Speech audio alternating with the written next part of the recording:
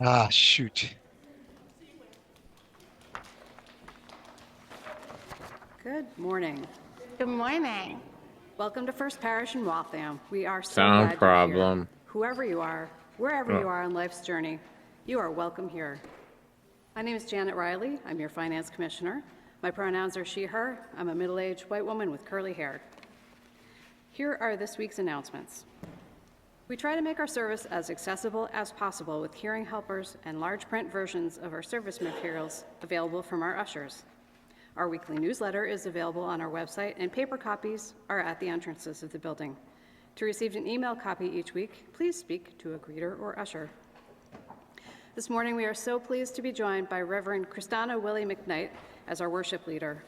Reverend Christana is the island minister and beloved community project manager at Star Island, a UCC camp and conference center off the coast of New Hampshire. One of Reverend Christana's primary areas of focus is on inclusion and representation within the wider Star Island organization in the past, present, and future. Reverend Christana has been an ordained minister since 2005. She served as a hospice chaplain until becoming parish minister in Taunton, Massachusetts, where she was for a decade. She served in leadership with the UU Ministers Association Board of Trustees and the UU Society for Ministerial Relief. Reverend Christana lives with her husband, Eric, and their 2 teenage children in Portsmouth, New Hampshire, where they enjoy skiing at the nearby mountains and walking on the beach with their beloved dog, Roscoe. Welcome, Reverend Christana, and thank you for being here today. Interested in donating flowers for a Sunday service? To sign up, please view the newsletter. Pastoral care is available to everyone, newcomers, members, and visitors alike. Please reach out for any assistance. Sunday services may be canceled or held on Zoom if the weather is inclement. Updates will be posted by 7 p.m. on Facebook, along with a special announcement via email. Other church activities that day will be canceled or rescheduled, and for non-church events, please reach out to the event organizers. Many thanks to all who participated in Secret Valentine and helped with last week's service. If you weren't able to connect with your Valentine last Sunday, please be sure to reach out to them the next time you see them at church. If you enjoyed socializing, look for a March membership event coming soon. First Parish Book Club will meet on Thursday, February 19th at 12:30 in the Harrington Room and on Zoom to discuss The Unlikely Pilgrimage of Harold Fry by Rachel Joyce. For Zoom details, please contact Kayla in the office, who will coordinate with Martha Gallagher. We Are Waltham, a Jones Partnership Fund recipient, will be hosting a storytelling workshop next Sunday, the 22nd at 1 p.m. There's still spaces available. Please reach out to Sue Adams at Coffee Hour. She'll have a table, and she'll be delighted to tell you more. The membership committee will be doing an experiment this Sunday and next with Coffee Hour. They will only provide coffee and hot water. The committee has been working hard to encourage members to be more engaged in helping create a more welcoming space. There's only been a small group of volunteers coming forward to do that, and it's not enough to sustain this work. Food is not the only work to do at Coffee Hour. We want people to be available to greet new visitors, welcome some people that may not have been with us for a while, and continue our connections with other members. On Sunday, February 22nd, there will be a short survey at the membership table in Whitcomb Hall, as well as online. We value your opinions and your support as we plan our next creative steps. For more info, please see Pam Penton, Membership Commissioner. And as a reminder, after Coffee Hour, please exit via the office door. This is the end of today's announcements. Please check you've silenced your phone and other communication devices. And now, let's turn around and wave to the lovely people who are joining us by Zoom. Our video camera is just to the right of the exit sign.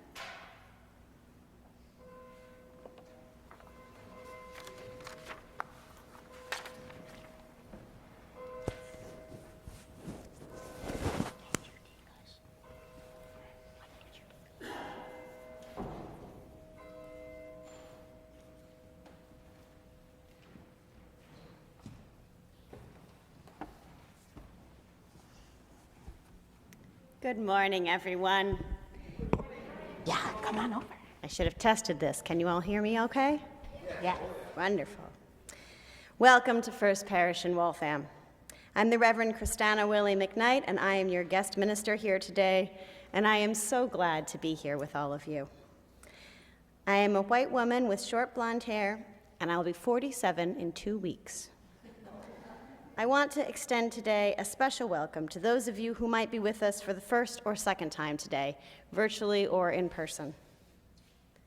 So much of what it means to be part of a Unitarian Universalist church community is to work in the world of inspiration, connection, and service. This is the ground on which we gather together each Sunday, and it is that which guides us in all that we do. We gather together each week because we know that in connection, we find meaning and strength and love. We gather together because together we are able to create and live out our dreams, to help each other, and to be part of something greater than ourselves.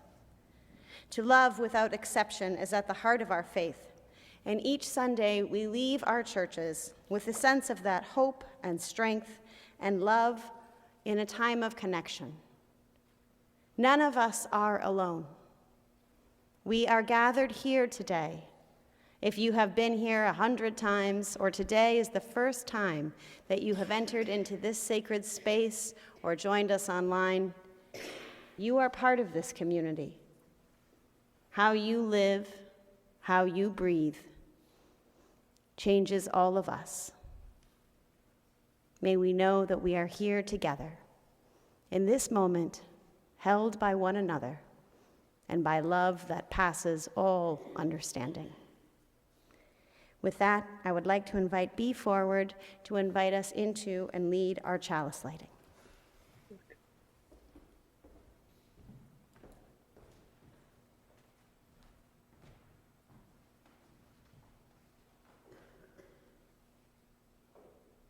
We light this chalice in celebration of the gift of life. May its light be a beacon of hope, a sign of our quest for truth and meaning. Infinite love, be here with us now.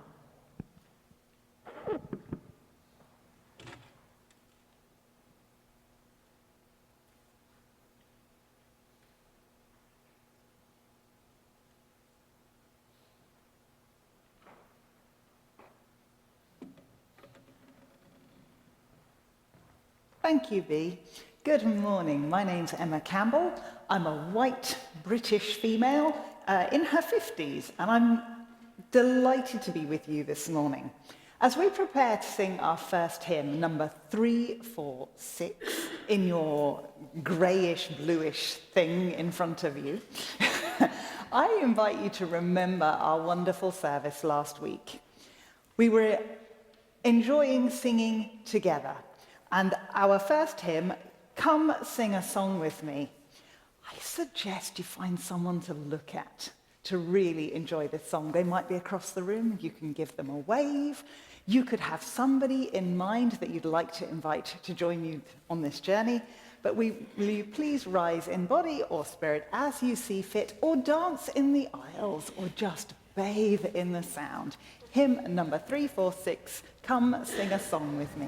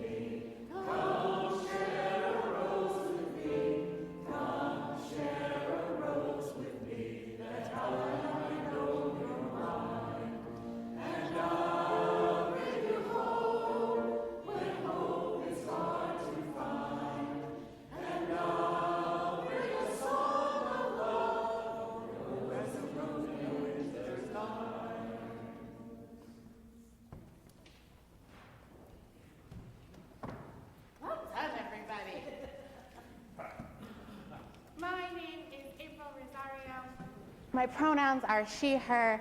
I am a Black woman at the very end of my 30s, and I'm so glad to be back with all of you. I have missed you. Now, in just a second, I'm going to tell you a story. But before we do that, we are going to dig deep and practice how we've been doing our unison covenant. For those of you that are new or haven't heard this spiel yet, I want you to imagine you're singing Happy Birthday. There are words in our unison covenant that some people love. There are words in our unison covenant that some people are like, eh? And there are words that other people are like, I'm just gonna pass that one. I invite you to join with me in a way that makes sense for you. Speak the words that touch you with gusto. And the words that you feel iffy about, speak them anyway, because we're part of community. Our unison affirmation starts with the word love, and you'll find it in your order of service and on the screen. Love is the spirit of this church, and service its law. This is our great covenant, to dwell together in peace, to seek the truth in love, and to help one another. Well done. So all this month, we have been exploring the theme of resilience. So I want to share a story with you. This wisdom tale comes from the Zen Buddhist tradition, and it is called The Bamboo and the Storm. Now, we're going to start it not the way it was written, but the way I like to start all of my stories. This story starts with Once upon a time. Once upon a time, long, long ago, in a quiet mountain village, there was a young monk who felt overwhelmed. Anyone here ever felt overwhelmed? Oh, yeah, me too. This young monk felt overwhelmed with the storms that had been knocking at their door. Storms that had battered the fields. Storms that had made the roof leak in the temple. Storms that had just made it hard to get through each day with ease. One afternoon, the young monk set out to find their teacher. They found the teacher in a bamboo grove. The young monk plunked down next to the teacher and said, "I'm really struggling. I don't understand. Everything feels so heavy right now. And I keep trying to be strong, but the storms just keep on coming. I feel so worn down that I'm about to break." The teacher nodded gently and then pointed to the bamboo that was swaying in the wind all around them. "Watch," the teacher said. And just as the word watch left the teacher's mouth, a powerful gust of wind swept down the mountainside. And the bamboo stalks bent all the way till they were almost touching the ground. But they did not break.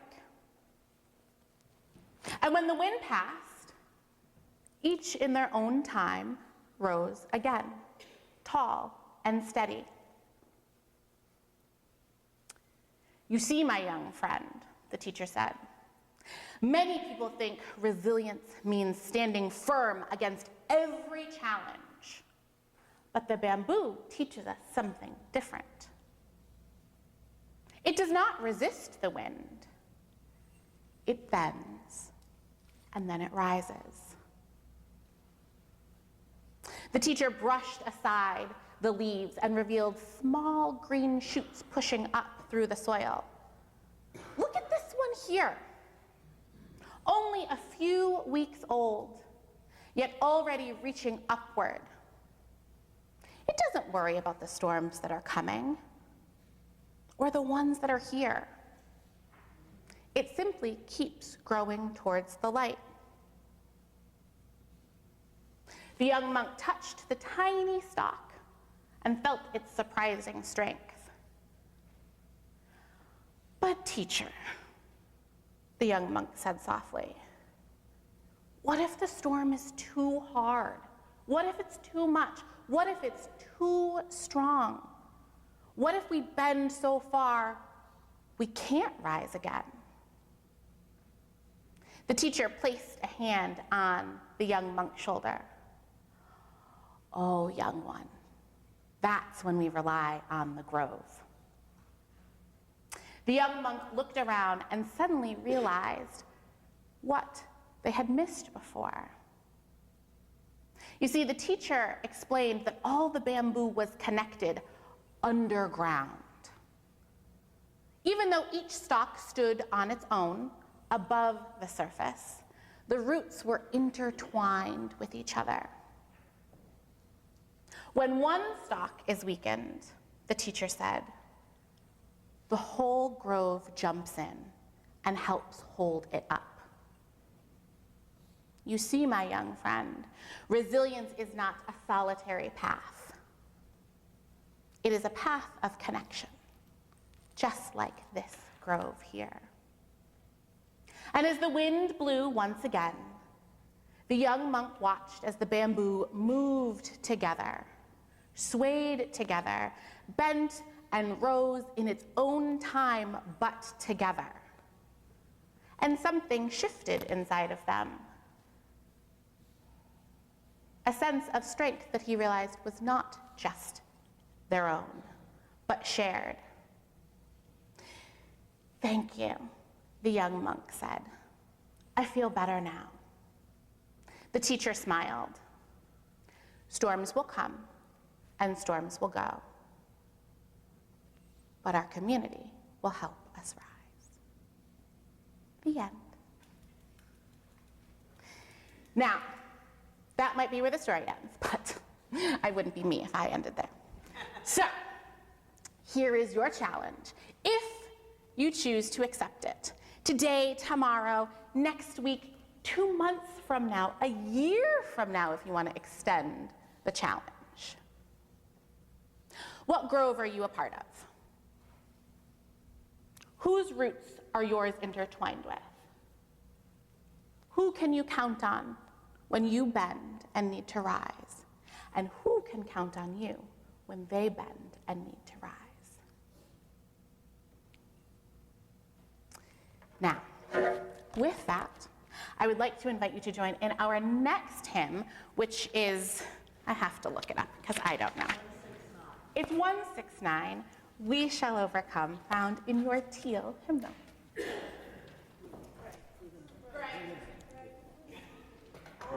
One of these days I'm going to get it right, I promise.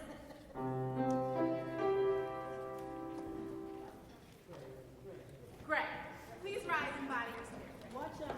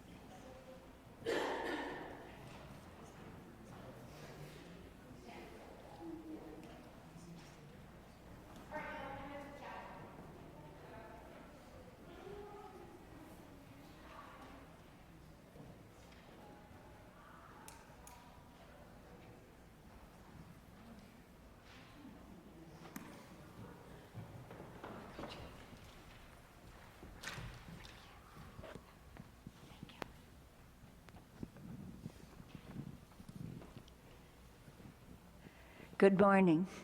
I am Nancy Lawrence, a member of the care team here. And at this time in our service, we get the opportunity to share a joy or a concern with all of you present and on the internet. We're lighting another candle for those who didn't come up, but who may have a concern they didn't want to express to the group. Thank you.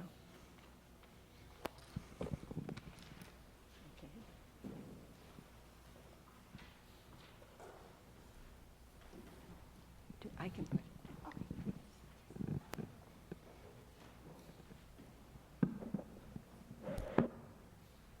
Please join with me in the spirit of prayer.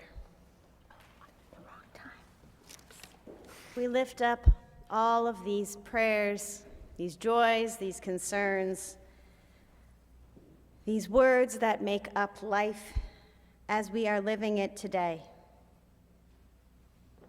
We pray today for the joy of intergenerational connection, for the ways that we are bound together, that we remember, and ways that we sometimes forget until they are brought to the forefront. We pray today for peace, for all that that word means, not just the absence of violence, but the joy of connection, the joy of being supported, the joy of safety. We pray today for community care and for the ways that people support each other, for chicken soup, for neighbors and friends, for knowing that we are part of something greater than ourselves, and which we know for sure because there is no red yarn.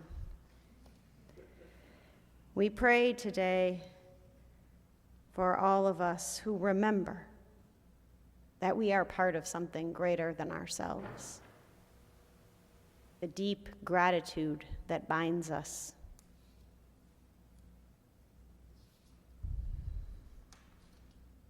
It is important to know that in every day there are joys and concerns, gratitudes and sorrows, and that this morning we hold them together as a shared community, witnessing for each other, loving each other, knowing each other, seeing and being seen. We pray today for the values that undergird this place of faith, of hope, and of love, and for all that we are today and all we will become.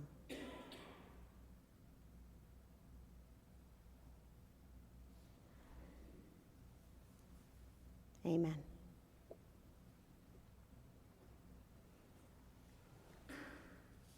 I would like to invite B up for our invitation to generosity.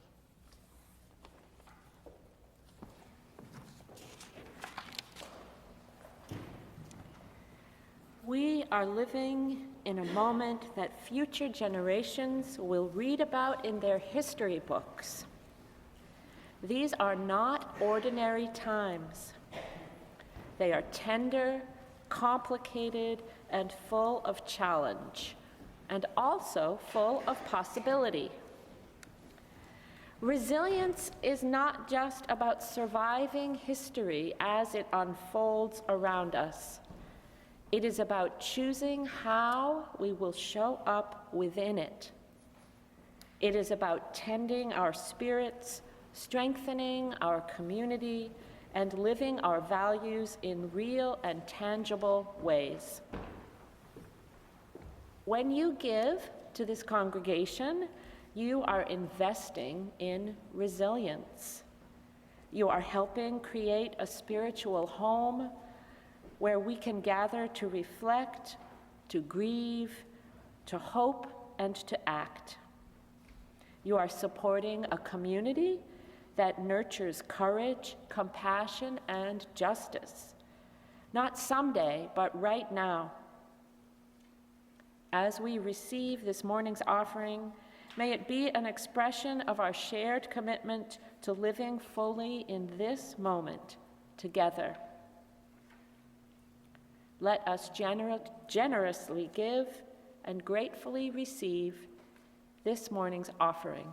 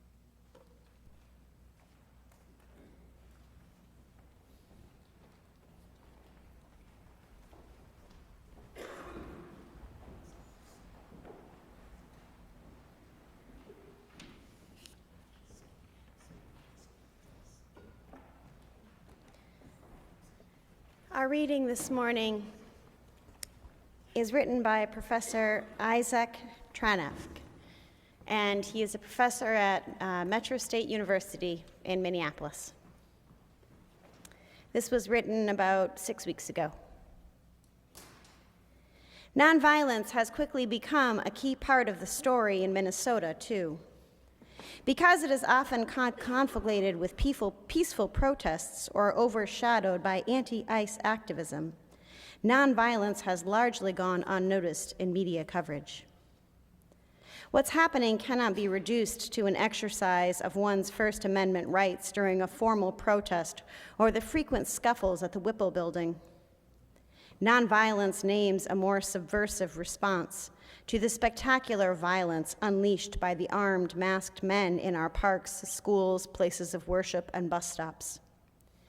From clergy participation in civil disobedience to singing the resistance to boycotts of local corporations, the nonviolence unfolding here is better described as an embodied practice of refusal than an exercise of free speech or one-off demonstrations. Nonviolence interrupts the terror unleashed by the armed, masked men, while also revealing that we can live together differently, here and now. Nonviolence is less a protest than an opening up of another world and an unleashing of a different kind of power. Part of the reason nonviolence has caught on is undoubtedly due to the fact that we in Minnesota are no match for the federal government. As many Minnesotans grimly note, they have machine guns and a $175 billion budget. We have whistles and GoFundMes. In that sense, nonviolence is not carefully chosen as much as it is our only hope. We simply do not have other options. But I also think Minnesotans have been drawn to nonviolence because of its symbolic significance. On the one hand, it connects the efforts in Minnesota to the historical struggles against authoritarianism in the United States. At the same time, an embrace of nonviolence draws stark contrast between the armed, masked men and those who challenge them. While they yank people from their cars with guns drawn, pastors kneel in prayer as they are being detained. While they follow volunteers leaving food shelves, singers hold their hands as they shuffle down frozen sidewalks.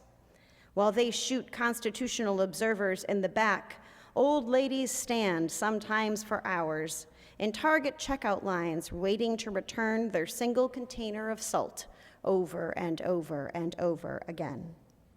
The armed, masked men clearly communicate terror, whereas those who practice nonviolence convey a sense of courage, dignity, and resolve. Perhaps most importantly, though, nonviolence has interrupted the terror that permeates life here now. It's hard to overstate how scared most of us are. Those of us with citizenship and skin color and accents that MAGA deems sufficiently American are scared for our brown kin, of course. But we are also scared for all of our children. We do not know how this ends, for our neighbors, for our city, for us. We do not know if and when the constitutional observers or the school patrols or the marches will be deemed domestic terrorism. Perhaps we are being paranoid, perhaps not. Those who embody nonviolence through civil disobedience, singing, boycotts, and marches have found a way to channel another kind of force amidst the terror. They are able to live in a world as it might be, even though they are keenly aware that this world is not here yet. They are not simply protesting peacefully because they believe in the First Amendment, nor are they merely engaged in symbolic actions. They are saying no to mass deportations with their bodies, with their kneeling, with their songs, and with their feet. Nonviolence is a negative term, after all, a refusal of the way things are. But those who practice nonviolence in Minneapolis and those who witness it are drawn into another world. Nonviolence is operating at a moment when the walls seem to be closing in around us. It reveals to us there can be another way to live together. We can kneel, we can sing, we can march. We have the power to do these things here and now. One of the lessons Minneapolis teaches is that nonviolence taps into something much deeper than peaceful protest. It is strategically prudent and symbolically rich, yes. Most critically, though, it offers a desperately needed reminder that we can live together differently, even or perhaps especially when the armed, masked men say we cannot. We can refuse their violence with each other, with our prayers and our songs and our feet. That is an excerpt from a book called Slow Nonviolence, which is something that is happening. It is so good to be with all of you today. I have been here before, and each time I am struck by how warm the welcome is that this congregation offers to people who you know and people who you have only just met. I want you to know what a gift that is and how much it is appreciated. For it makes a difference in how we experience what church is when we are warmly welcomed. I want to start this time with sharing a bit of welcome to you about who I am. As you may have read or indeed heard this morning, I have been a UU minister for over 20 years now. And I currently live in Portsmouth, New Hampshire, where I serve as the Star Island Corporation Minister and the Beloved Community Project Manager. But although I have been living on the East Coast for most of my ministry, in fact, nearly all the 20 years I've been a minister, I've been on the East Coast in Massachusetts and Rhode Island and New Hampshire, I am not originally from here. I was born and raised in South Minneapolis in Minnesota. And despite living here for so many years, I've been lucky enough to travel back and forth to Minnesota several times each year since I moved here, staying with my mother and visiting our family. My husband and kids and I have become adept over the years at booking the easiest flights from Logan to Minneapolis, settling in at my mother's house and treating the city as a second home. It was several weeks ago now, after Immigration and Customs Enforcement, or ICE, began their surge in Minneapolis, that I began hearing from my friends and family, people in my world, about what it was like there.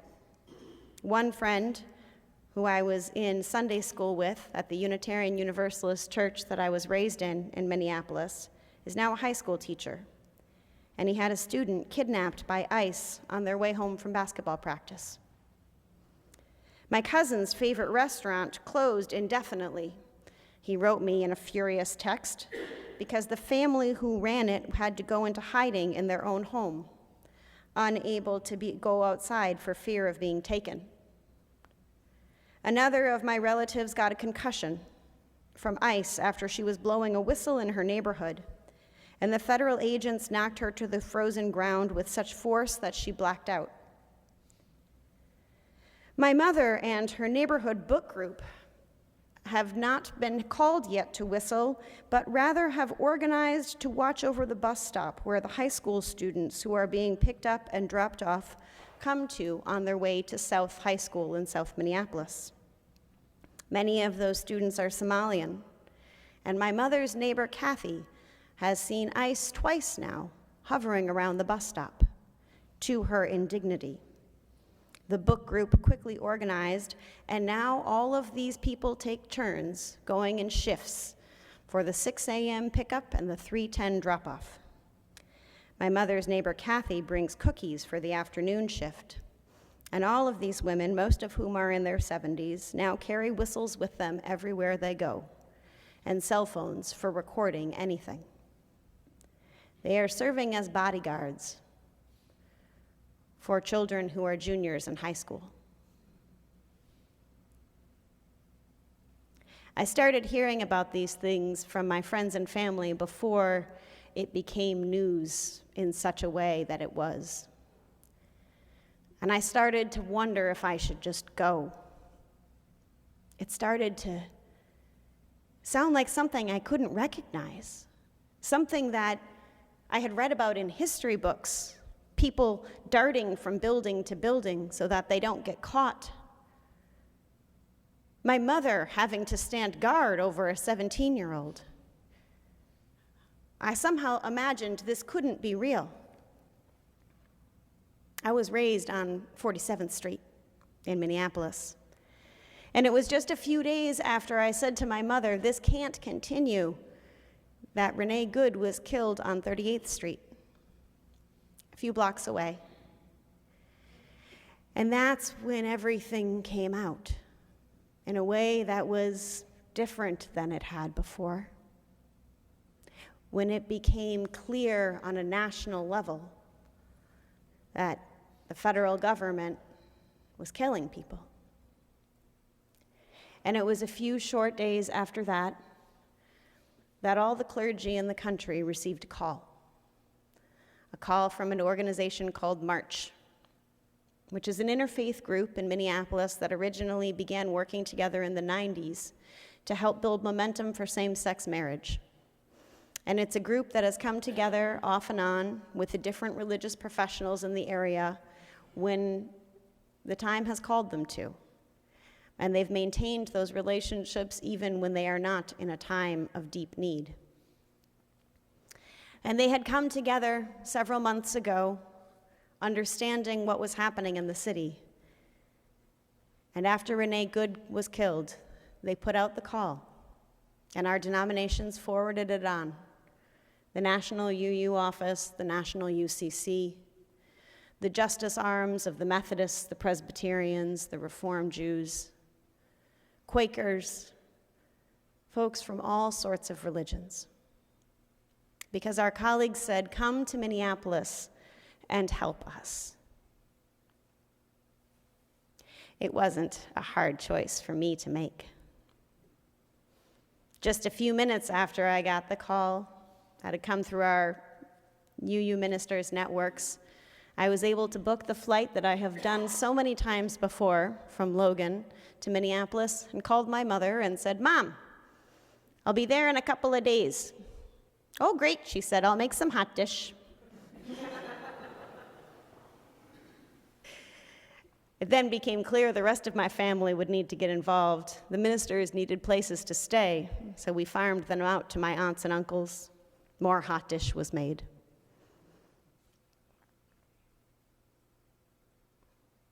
It was a strange thing to go back to Minneapolis and stay at my mother's house during a national crisis. I always stay in the same bedroom when I'm there, the one that I had when I was a child, that now my husband and I have stayed in for decades. And in that room, we have a piece of furniture. We call it the green couch. It's the overflow spot. Do you have anything like that in your house? The overflow spot? In our bedroom at my mother's house, it's often the place where my husband Eric will toss his sweatshirt after he goes for a jog around the neighborhood, or where I'll put my sewing, or my purse. Around Christmas time, it's covered in presents, all the things we bring to Minnesota, and especially when the kids were little, the enormity of the things that we then bring back with us to the East Coast. Why are children's toys so huge? That's a good question. This is the place where things land, in our bedroom.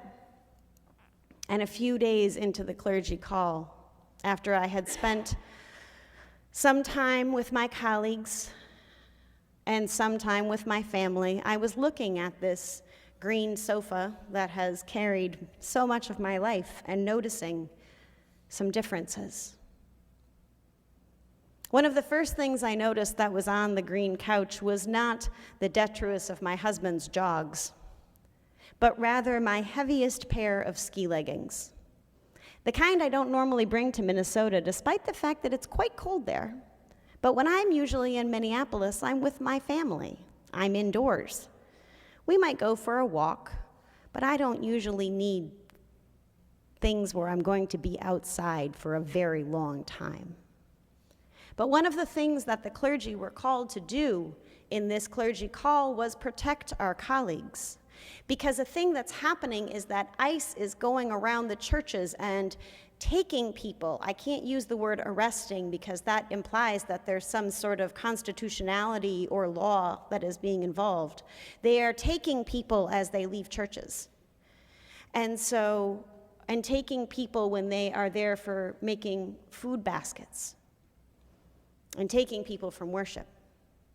And so one of the jobs that we had, one of the reasons they needed us to come, was so that we could put on our stoles and carry our hymnals and serve as guards outside of churches. And so I did that, wearing my heaviest ski leggings, which are usually reserved for the White Mountains, and doing things like, skiing. The second thing I noticed on this chair was a gift that we had been given the first day of the clergy call. It was a bag, one of those tote bags, the reusable ones. And it said, "A Centennial Celebration for One Minnesota, 2023. Can anybody guess why we might have been given those bags? Have any of you ever worked on a church fundraiser where you order something that is going to be given away, and maybe you're overly enthusiastic about how many people are going to attend this church fundraiser, and you have some stuff left over in the basement when the whole thing is over? Is this a phenomenon anyone's familiar with? And so we were all given bags from 2023. A phenomenon that for us clergy was so familiar it felt just like a warm hot dish. The third thing I was able to bring with me.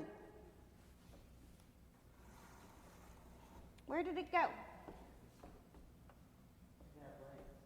It must have had legs. It must have had legs. It was right here. Yes, my hat.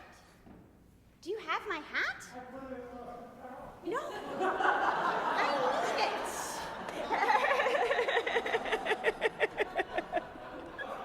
He's going to bring back the thing in a second, and you'll be able to see, because I have it with me every day.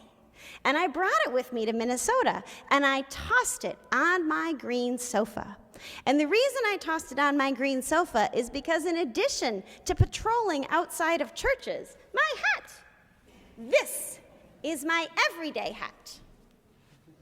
You would think it keeps you warm enough, but when we were in Minnesota in January, it was negative 35 degrees. And this is insufficient headwear. So instead, I had to put on an entire ski mask, which covers you from here all the way down to here, because if you have exposed skin in negative 35, you get frostbite very quickly.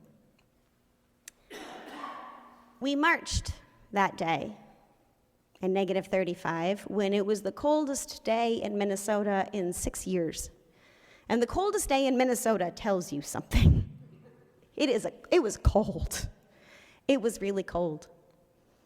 But I marched with 50,000 people in downtown Minneapolis who walked through the streets in very cold weather. And I'll tell you, it didn't feel as cold as you would think. I think there was something about the 50,000 people gathered together that brought about a warmth for our community. And the body heat.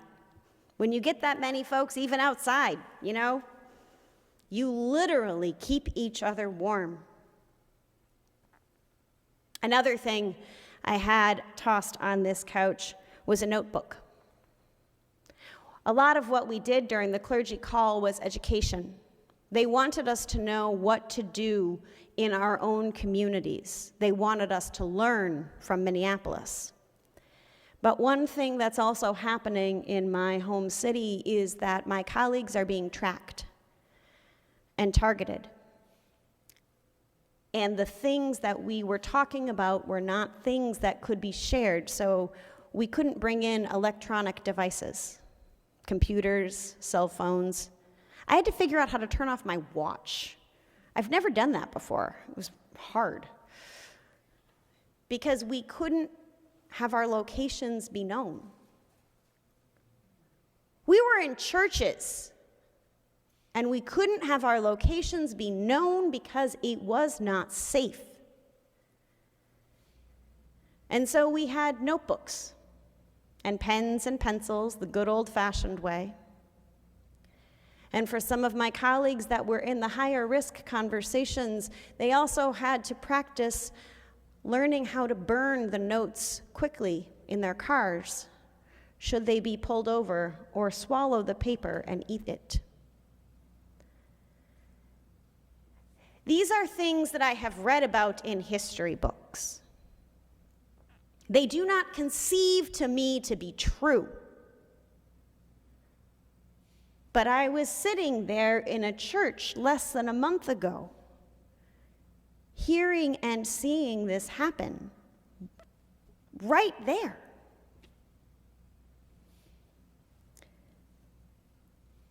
The last thing that was tossed on the couch, nestled between my ski leggings and my hat, was the respirator my husband sent with me. He uses it when he is stripping paint in our house. He's kind of a DIY kind of guy. And he likes to use things that he thinks are really gonna work, so sometimes they smell a lot. And so he has this respirator.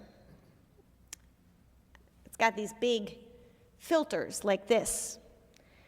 And they asked us to bring respirators if we had them, because you can't buy them in Minnesota anymore, because the tear gas is so frequent that sometimes you don't know when you're going to need it.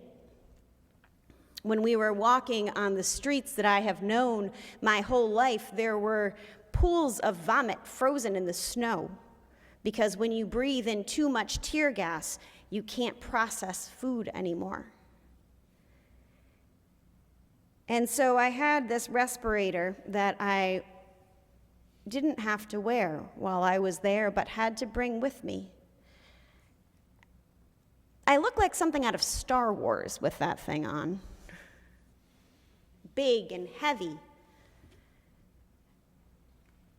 And then with my layers and my jacket and my stole. What a strange picture I was. But it was what we had to do for the moment that we are in. And I'm telling you all of this morning for a couple of reasons. The first is that you need to know, because I am part of your community. I'm not here every week, but I have been here before, and some of you have been to Star Island, and some of you might know me, and you might trust me. And I want you to know that what I'm telling you is true. It's hard to believe.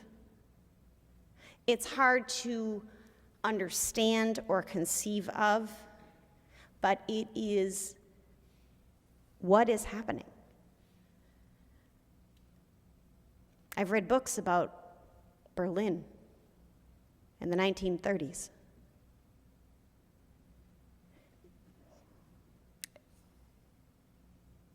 This is what's happening.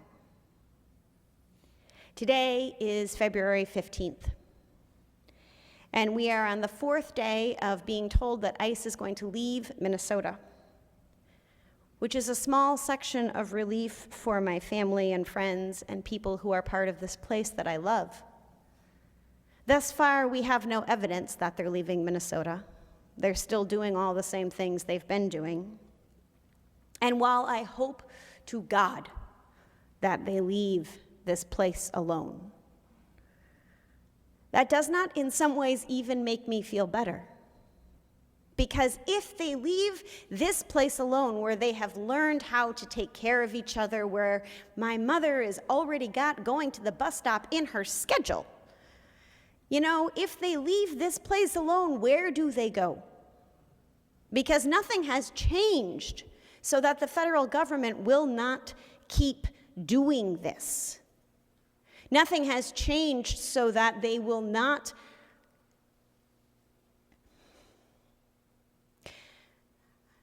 They issued the clergy call after Renee Good was killed. We were supposed to be done on Saturday night. And it was Sunday morning that they killed Alex Preddy. And we got suddenly these notifications: stay if you can, we don't know what's happening. They've killed somebody else. Clergy were pulling their suitcases off of the airplanes and running to get back to their host families. I was lucky. You might remember there was a storm in Boston that week, so my flight was already canceled. I was at my mom's house. We were eating breakfast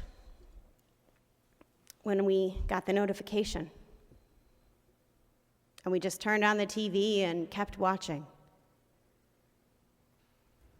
Eat Street is what we call that part of Nicollet. It's about 3 miles from my mom's house, the other direction from where they killed Renee Good. And then we started all over again.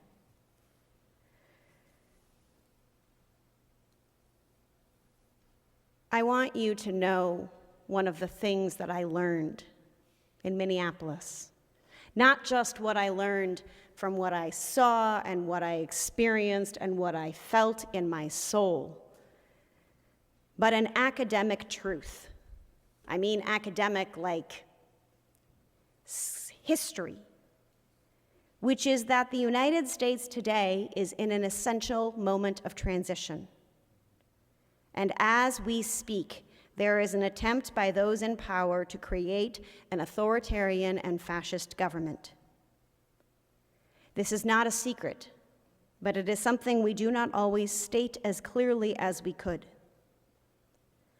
Today, in this moment, as a person of faith and who has lived this with my own experience in my own hometown, I want you to know that the choices we make matter.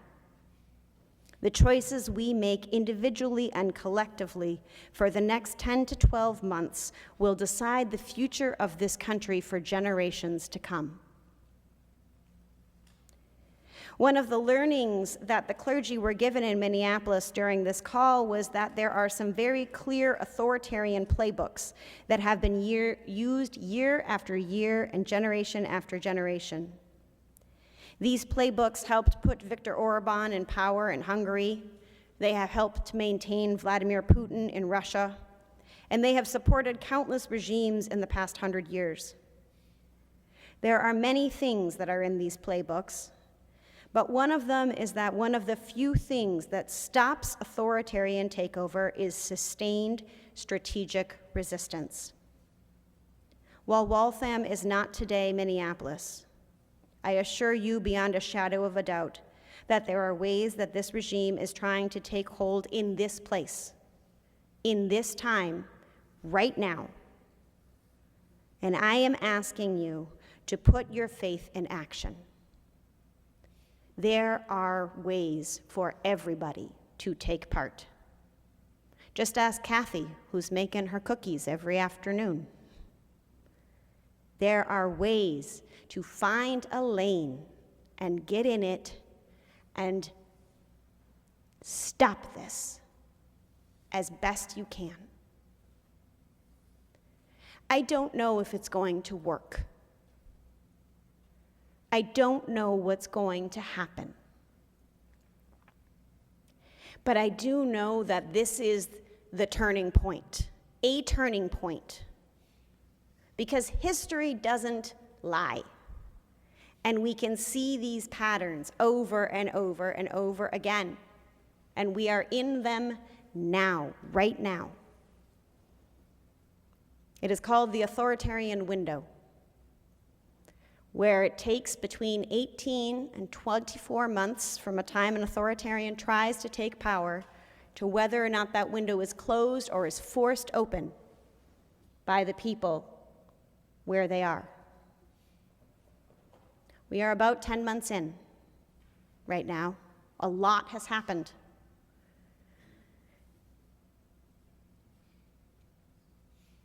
I myself am annoyed by having to fight authoritarianism. I would rather be skiing. I would rather be spending time with my husband. I would rather be doing so many things.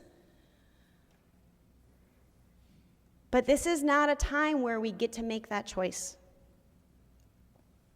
One of my fairly far distant cousins was at my mom's house when I was there. And she was there late one night after I came back from patrolling at one of the churches. I was out till about 10 that night.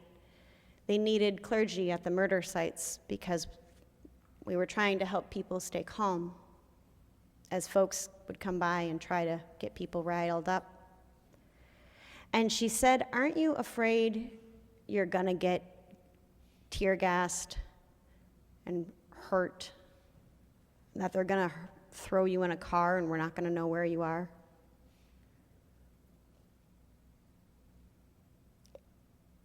She's 25. And I told her, of course I am. But I am more afraid of not being able to look myself in the face. Because if this goes in 2 years and I haven't done what I can, I don't know that I will be able to look myself in the face. So I'm asking you to find your lane. I myself have made an anti-fascist calendar that I've added to my Google apps. I don't know if any of you use Google Calendars or Apple Calendars. I have one for my family that keeps track of things like dentist appointments and lacrosse games, and one for work that keeps track of my meetings, and one for our summer vacations, and now I have one labeled anti-fascism. And I have to make sure that I put 2 to 3 hours a week at least in doing things to stop fascism, usually on Tuesdays. Find your lane. Go to sidewithlove.org at the UUA, or Indivisible, or 5 Calls, or talk to someone in this congregation who's connected in this work. Find the place where you can make a difference in this moment in a sustained way, in the ways that we can until we are all safe. Do not let us become a statistic. Because as we heard about in the reading this morning, nonviolence, it makes all the difference. Sometimes it's the only thing that can, but it is tremendous. And we together are greater than any fear. May we bring our whole selves to this moment and live our faith out loud. For the world is depending on us. May it be so.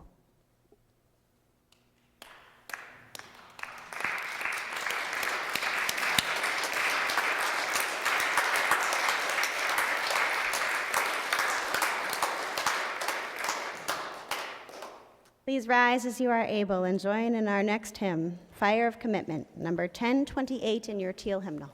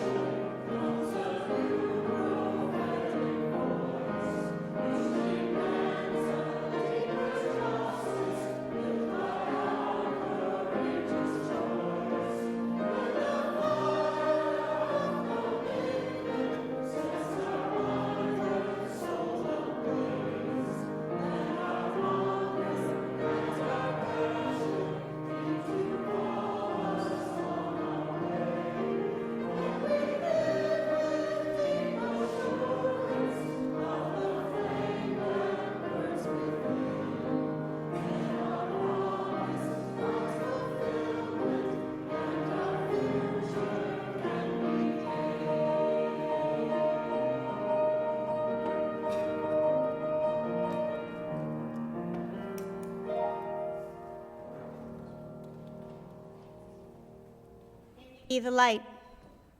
May we bring forth that passion, the commitment, the spirit of truth and hope and love, which is greater than all evil, which carries us and sustains us and holds us, and in us and among us,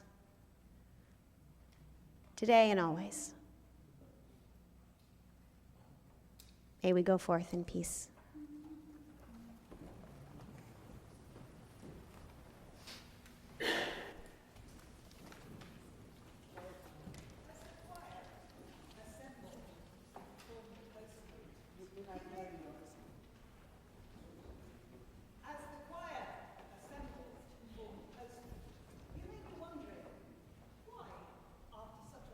Full sermon, are we trying to sing a seal lullaby? And it is an interesting question, but one where we put love at the center. This is a lullaby of a parent singing to a child just wishing to keep them safe and secure. And like other groups, our choir has subsets. They have learnt to rely on each other to live independently. We have the baritones, which are the basses and tenors, who are going to wave at you now. We have some sopranos. We have some altos. They each have a part to play. Sometimes they work together. Sometimes they work independently, with their work and their lines crossing each other in wonderful ways. It may look like they are each doing their own thing, but they are a team. We bring you the Seal Lullaby by Eric Whittaker.